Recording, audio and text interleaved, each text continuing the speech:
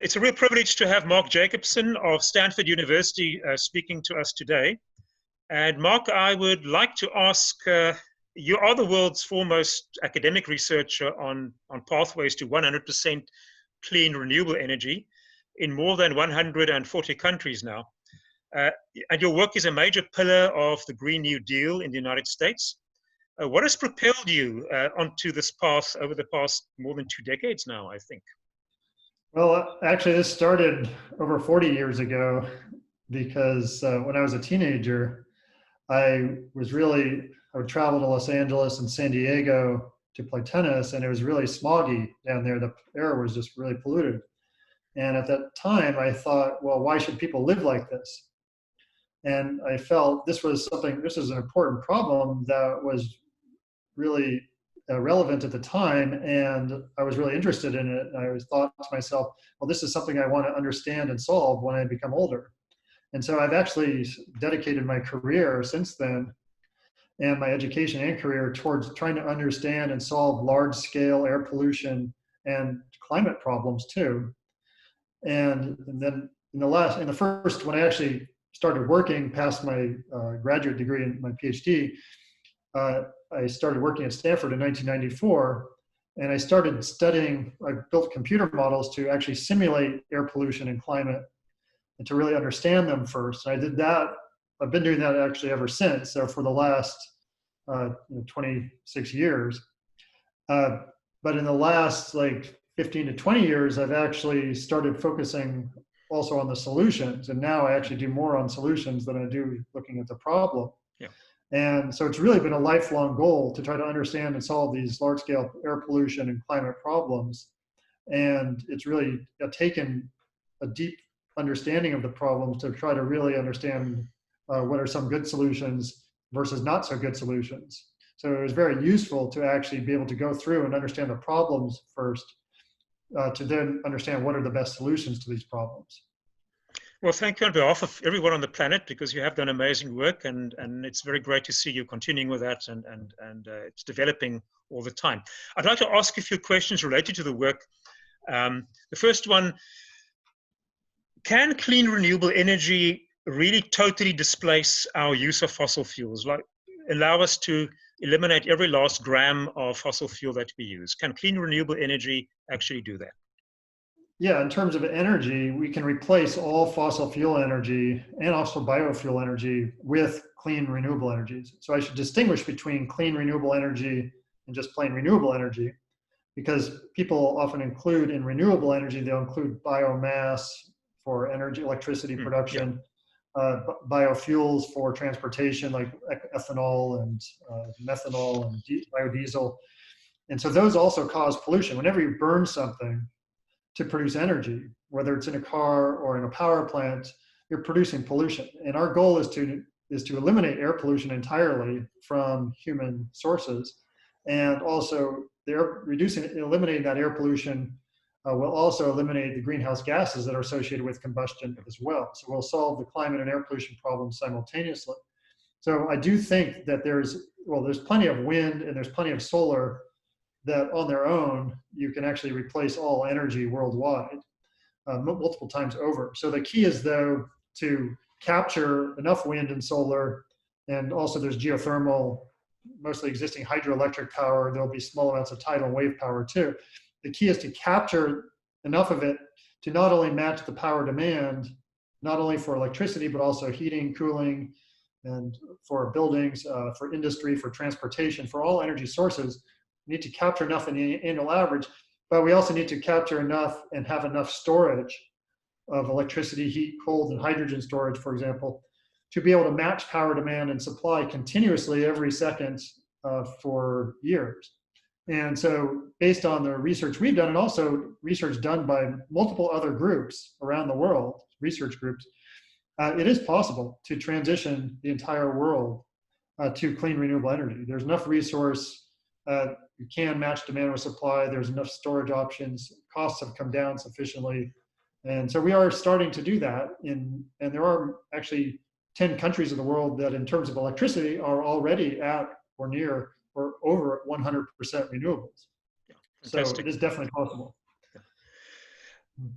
And just to be clear, so that would include all mining, all agricultural use, every single use of energy could all be covered by that. Yeah, so it's electricity, transportation, building, heating and cooling, industry, agriculture, forestry, fishing, military applications, and then mining is included in there in terms of industry. Yeah. It almost sounds too good to be true. And a question leading out of that is, if one does roll out clean renewable energy worldwide and it does take care of all our energy needs in whatever form, will that not cause large-scale damage to the natural environment and also to the lands of indigenous or First Nation people? No, it'll be the opposite. We'll reduce land requirements significantly. Just to give you an example, well, in the United States, for example, there are 50,000 new oil and gas wells drilled every year. We have like on the order of 1.3 million active oil and gas wells and another 2.7 million inactive ones, pockmarking the US. And there are millions of miles of pipelines, gas and oil pipelines. There are tens of thousands of power plants. There are gas stations. There are refineries. There's gas storage facilities. There's the whole fossil fuel infrastructure, in fact, in the United States takes up about 1.3% of the United States land area. But if we transition the world to 100% clean renewable energy for all purposes, we calculate the footprint, the spacing plus footprint required for all energy worldwide would be about 0.65%. So about half that of, in terms of percent of the fossil fuel industry in the US. In the US, it would be about 0.9%, so still less than the fossil fuel industry. So we think we'll take up less land, but it's more important, this is like for the clean renewable energy, it's like a one-time use of land, and then as we grow our energy requirements, we'll need to add more. However, like we put up a wind turbine, it's once every 30 years. Every year we drill, as I mentioned, 50,000 new oil and gas wells in the US right now. So we'd have to do that forever. Yeah. And we just keep, those are additive. We have to keep drilling more and more wells. So whereas there is mining associated with renewables for the materials to build the renewable energy infrastructure, that's once every 30-year mining, which you also need for a fossil fuel infrastructure. But in addition for the fossil fuel infrastructure, you need these tens of thousands of new wells and coal mines, et cetera, every year. So it's just an orders of magnitude lower footprint on the ground going forward with clean renewable energy. So something that I've read recently, actually in a peer-reviewed paper in a major journal, I'd like to hear your views on that, is that up to 91% of a photovoltaic panel can actually be recycled as well. So, you said every 30 years, but it actually could be much better than that. What are your views on the ability to recycle? The mainstay is going to be solar and wind, to recycle these materials or these structures once they have spent their useful time. At the end of the lifetime, well, first of all, like a wind turbine, after 30 years, it actually doesn't need necessarily to be replaced. It might be. It could actually be refurbished. So it might be you just need a few parts that need to be changed, and then it's good for another 10 or 15 years, and then more parts. So there's, in fact, if you look at the oldest wind farms in the world are all in California. There are 3, and they were built like around 1980, 1979 to 1982 or so. And what they did there is they still have a lot of the old turbines there, but then instead of replacing them, what they just did is build newer, bigger turbines behind the older, smaller ones. So the oldest turbines are still there, and the parts can still be recycled. For solar, it's the same thing. You can recycle. It all depends on definitely we should recycle as much as possible. Whether it is actually, a lot will depend on the cost of recycling versus the benefit, or we can mandate it that it's required. But again, we're talking about orders of magnitude less waste, no matter how you slice it. Even if you put it all in a landfill, even if you put all the wind turbines or solar panels in a landfill, it's orders of magnitude less waste than with the fossil fuel industry, where you have waste that's produced every year from tens of thousands of new wells and the pipeline infrastructure that transports it, and all the fossil fuel infrastructure. You have to do something with all the materials from the nuclear plants, from the fossil plants. So it kind of hurts me to hear when you do hear people talking about you're just trading one infrastructure for another. No, you're not. You're trading one infrastructure that causes orders of magnitude more damage to society, including 7 million deaths per year from air pollution that occur worldwide from energy, from fossil fuel and biofuel burning for energy. And these are avoidable deaths. And on top of that, hundreds of millions of people are ill. On top of that, you have all this mining that occurs, that you have much less mining associated with renewables and no air pollution, no global warming emissions. Another thing people sometimes bring up in terms of clean renewable energy is land use. But as far as I understand this, Mark, there's no reason that you cannot use both household and business rooftops to a large extent in urban areas to carry a lot of the, so it's essentially free space that you could use for a lot of the solar photovoltaics. Is that right? Yeah, so like in our roadmaps, we have a certain percent. It's on the order of 25, 30% of all electricity for the world. And that's really all energy, because all energy will be converted to electricity with some heat. Let's say 25% can be on rooftops, from rooftop photovoltaics. There's another 25% that might be solar PV in power plants that can't be on rooftops because you just don't have enough rooftop area. And then you'll have wind. That a lot of the wind will be offshore. It won't take up any new land. You will have onshore wind too, but we won't have much new, or if any, new hydroelectric power. So it's just existing dams mostly. And we won't have much new geothermal. There will be some new geothermal in places that it's optimal for, but it's not going to be on the scale of wind and solar. So really, the only new land that's required is for utility scale solar, PV, and concentrated solar, CSP, and also for onshore wind. So that's what we calculate is about 0.65% of world land area required. Which is really not, I mean, 0.6%. Now the technology sounds terrific and the possibilities sound terrific. Most of us are hoping that we can get perhaps 80% of a transition done by 2030. It's a very ambitious goal, but we're pushing for that.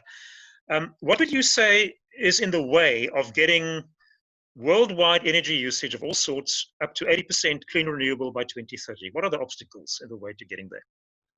Well, yeah, we're seeing that technically and economically, we see the transition can occur. The main obstacles are still social and political.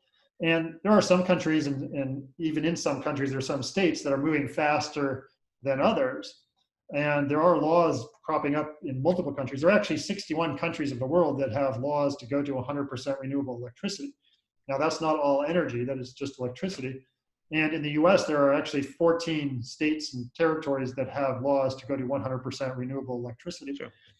But there are other countries and other states that don't have laws, and there are other sectors that we don't have laws in. And so it's really, I think information is a big part of it. Most people are not aware of what's possible and the benefits of transitioning quickly in terms of job creation, in terms of reduced costs. There's a lot of misinformation. Like, for example, in the US, you see people saying, oh, the Green New Deal will bankrupt the US or just cost huge amounts of money. Whereas in fact, it reduces energy costs, aggregate energy costs, which is what people will pay for all energy each year, by on the order of 60%. Because we use about 57% less energy in our clean renewable energy world. And there's another 10% reduction due to the fact that it's just cheaper to use solar and wind now than even natural gas. It's half the cost of natural gas per unit of energy now. But average, accounting for storage and everything else, it's about 10% less cost. I'm going to latch onto that because you say people just don't know about this.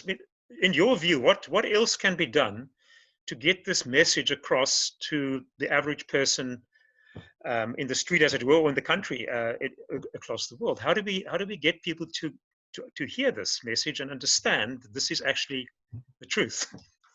Well, yeah, so this is what I've been trying to figure out for the last 15 years, how to get information across to people. Yeah.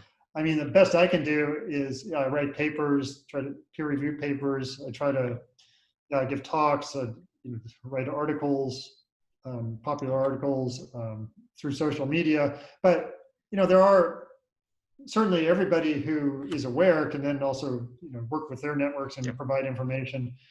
But, the key people are policymakers, and also voters. I mean, it's important for individuals to know what they can do in their own lives, because most individuals will think, oh, this problem is too big for me to worry about or to actually help solve. But in fact, individuals can do a lot in their own lives, in their own either homes or apartments or buildings, to reduce their energy use, to make, weatherize their home, to reduce energy losses, use LED light bulbs, to try to electrify appliances, to go to electric induction cooktop stoves, for example, instead of gas stoves, to go to heat pumps for air heating and cooling instead of gas heaters, to go to electric heat pump dryers, water heaters. If you electrify everything in your home or your apartment as much as you can, to the extent you can afford it, and right now, because it'll save money, I mean, you use much less energy by electrifying your home. So even though there's an upfront cost, that cost is paid off very quickly over 5 to 10 years. And so after that, your energy is basically free in comparison. But aside from what people can do in their own lives, and also go to electric vehicles, to drive less, telecommute more. I mean, this whole coronavirus pandemic is causing people to stay at home more and actually reducing energy use worldwide as a result, because people are driving less, people are working from home more if they can. And that is an example of how we can actually reduce energy use even in normal times if we actually change some of our habits. But in addition to that, will help solve the problem. But the real solution requires policy action, because there will be a transition over time naturally due to the low cost of renewables now and storage. However, that change will not occur very quickly unless we have policy action to incentivize the change even faster, because we need about 80% transition within 10 years by 2030 and 100% no later than 2050. And to get this, we need all countries to participate. And so we need policymakers to be aware. So key is, how do you reach policymakers? You can either reach them through voters who vote the policymakers who support good policies in, or you can educate the policymakers either through whatever they read, whatever's media they read, like through newspapers or articles, etc., or through public information campaigns. We'll be trying to. We're trying to make a small contribution with this video, which will go out and people will see this. But it's very important what you're saying. So both the public and the policymakers need to hear the message more clearly, so that the policymakers know, but also so that the public can put more pressure on policymakers. You mentioned the need to get to an 80% transition by 2030. I think it's also important, Mark, for people to get some idea, even if we do that, which is very ambitious but possible, definitely possible. It's political will that is necessary to come into the picture. There is technologically and economically no insurmountable obstacle to getting to 80% by 2030. But if we do that, I think you probably were referring to the 1.5 degree warming goal coming from the IPCC, but could you sketch briefly, even if we get 80% transition, which I hope we do, which I'm working like you are on my way to get us to that point, what would be the impact on the changing climate in decades after 2030, even if we get to 80% transition? How severe would it still be, even if we meet this ambitious goal?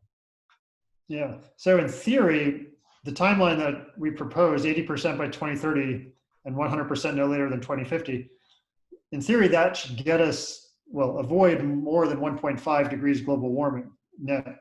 Now, right now we're at about 1.1 to 1.2 degree global warming, so we're pretty far along.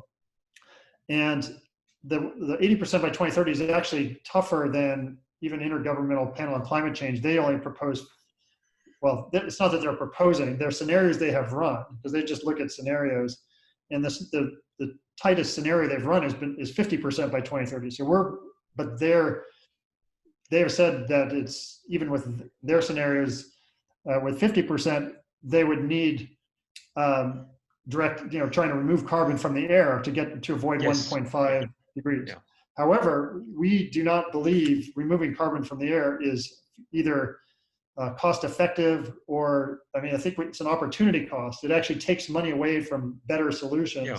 And so we do not think that that's a good solution, either carbon capture or direct air capture, because well, there are multiple reasons. One is when you try to remove carbon from the air, you're not removing any other pollutants. You're not removing air pollution. You're not reducing the mining from coal or gas. Yeah. So if instead you took that money and you spent it on wind replacing coal or natural gas, or solar replacing coal or gas, you not only remove carbon from the air by preventing it from getting into the air in the first place, but you also eliminate the air pollution associated with coal burning and gas burning, and you eliminate mining. So you get a much better social benefit. And when you remove carbon from the air with direct air capture, what do you do with it? Well, right now it's almost all used for enhanced oil recovery. So all they do is pump it into the ground to make oil less dense so it rises faster. Then they burn the oil faster, and then half the carbon that was sequestered then goes back to the air. And so it's actually, there's no evidence that you're actually reducing much carbon in any case. So we don't think that's even a solution. So because of that, you actually need more than 50% by 2030. And so we're saying we need 80% by 2030. But that will theoretically, and 100% by 2050, will theoretically avoid 1.5 degree global warming. However, temperatures will get worse before they get better. So we will see 1.5, it could go beyond that to 1.6. It will get worse by 20, 30, 40, and 50, because carbon dioxide in particular stays in the air in the order of, with a lifetime of on the order of 50 to 100 years. And it won't be till after 2050 that temperatures start really declining. We estimate that CO2 will get down to 350 parts per million with this scenario by 2100. Yeah. And so we think the problem is solvable, but the nice thing about eliminating 80% by 2030 is it does eliminate basically 80% of deaths and morbidity due to air pollution by 2030, because the air pollution effects are immediate. And so if you eliminate air pollution, then you eliminate most of the health effects immediately. Just one thing that also is mentioned about storage. I've heard you speak a lot about gravitational storage. People would say, yes, but lithium reserves are limited and there's a lot of mining needed if you're going to do all of it with lithium.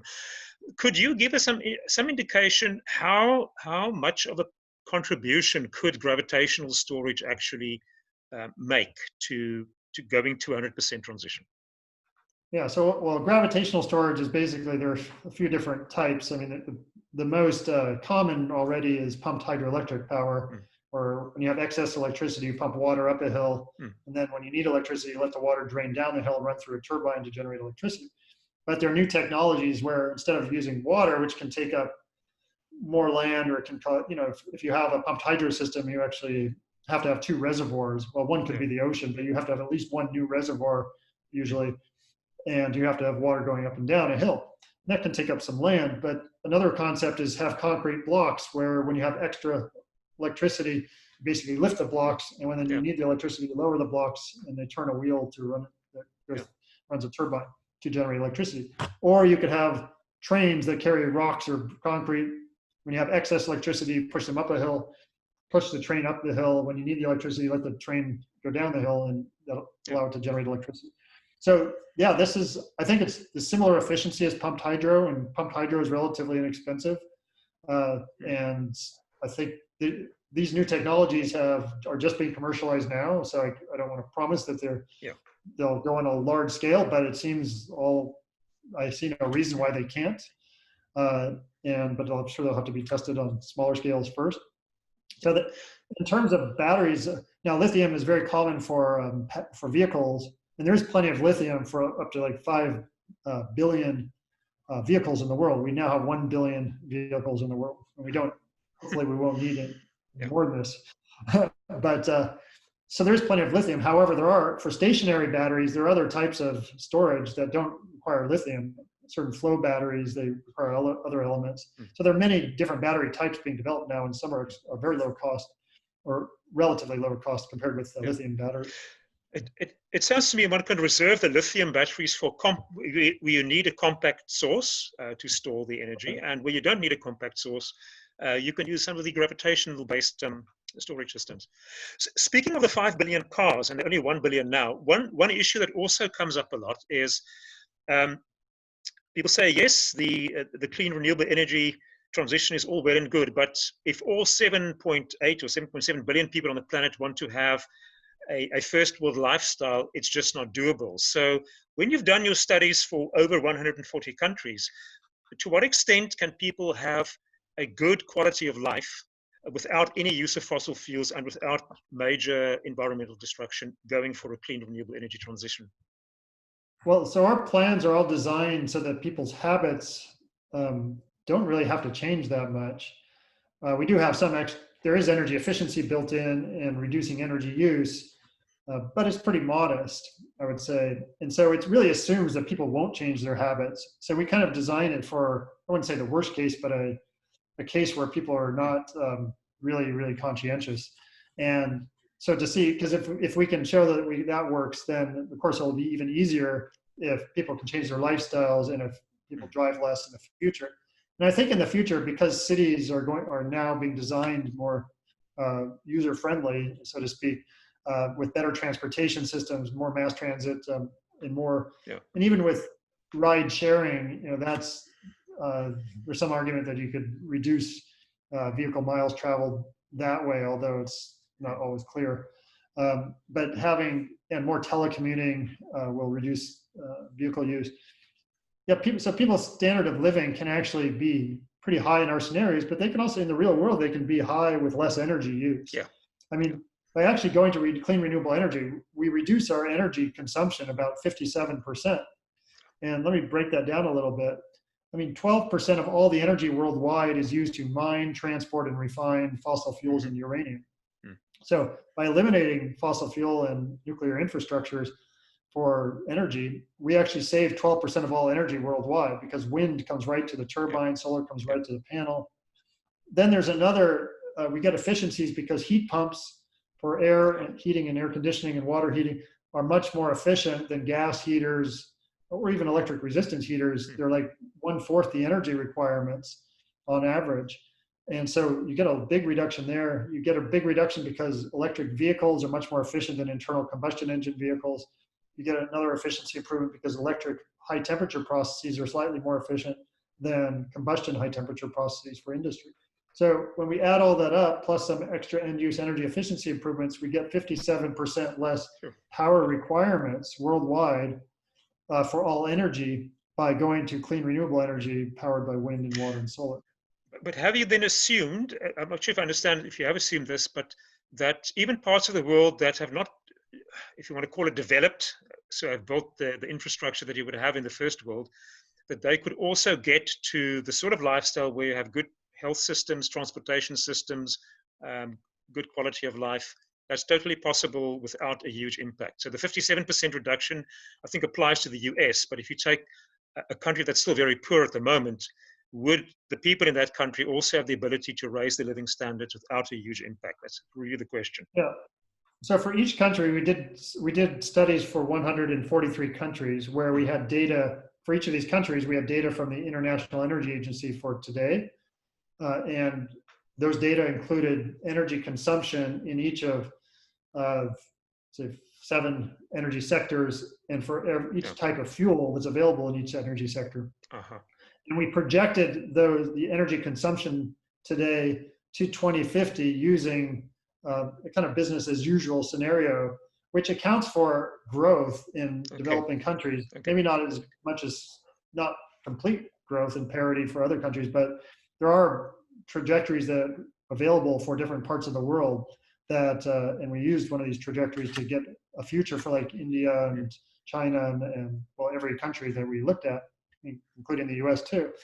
And so based on that, that would account for economic growth in these countries. It may not account for the complete equalization of the economies in each country, but it does account for some growth. And then, but each country does see a benefit, no matter what that energy use is in 2050. There is a benefit on the order of between 55 and 65% reduction of demand for energy if you electrify everything. Because even in developing countries where they're not using so much fossil fuels, but they use a lot of biofuels. Collecting wood and dung, for example, for home heating and cooking. Now that energy is very inefficient. It pollutes a lot. And so if you electrify, instead of having a cook stove in a home that runs on dung, where it pollutes and causes lots of deaths from air pollution, from indoor air pollution, if people instead used an induction cooktop where the electricity comes from a solar PV panel on the roof. That not only saves lives, but it reduces energy requirements because it doesn't take as much energy. Yes. And also, and then if they use instead of heating with a fire, if you heat with like a heat pump, you're actually using much less energy with a heat pump to get the same either heating or cooling, if you want, depending on if you want air conditioning or heating, and it uses much less energy to do that. So yeah, transitioning, no matter where you do it, is going to be a benefit in terms of reduced energy requirements.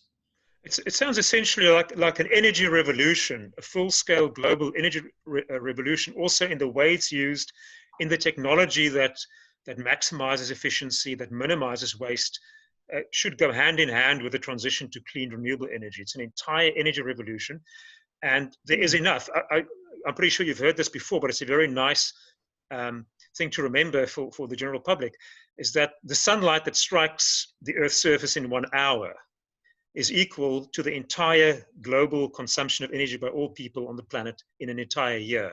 And I think that gives people some idea of just how much energy is freely available. We just need to harness it in an efficient way, in a compact way, and raise everyone's quality of life without having all the negative associations we've had in the past 150 years. Yeah, well, that's key. And the key is just eliminating combustion, because that's what the combustion is what produces this carbon dioxide. It's what produces the air pollutants that people breathe, that they die from. And so if we can eliminate that combustion, then we can actually solve two of our major problems. The third one is energy security, which is also solved with renewable energy, because there are multiple energy security problems associated with fossil fuels and uranium, in fact. Mark, the work you've done on the 143 countries, is that freely available? If anyone would like to look at your group's research to date, is it easy to access? I mean, you can send me a link later if you like, or if you want to give us one out now verbally, if people want to have a look at what all this work.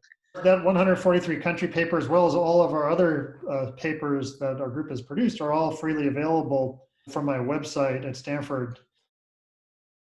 Thank you so much for your time, Mark. It's been a real privilege to speak to you, and I think everyone watching this eventually should just also realize that we're talking here about the cutting edge of research, taking everything into account, working consistently with the facts, only working with what's realistic and possible, and still this fantastically positive story comes out. And I think it's really, I've used these words that the sun and the wind are actually a gift to humanity to try and dig us out of this hole that we've gotten ourselves in. Without the sun and the wind, we would have been lost. Here we have a chance to maybe repair a lot of the damage we've done over the last 100 years. Is there anything else you'd like to add before I let you go? Well, I'll just say that I think this problem, having worked on it for decades now, I think it is a solvable problem. We just have to stay positive, and we have to keep our eyes on the ball, which is focusing on just going for clean, renewable sources. Don't be distracted by things like carbon capture, direct air capture, new nuclear reactors, biomass, biofuels, things that we want to stay focused on clean, renewable energy where there's no burning, no combustion, and things that'll save our health and save our planet at the same time and provide us energy security. So thank you for having me on. Yeah, thank you. Thank you so much for your time, Mark. Really appreciate it.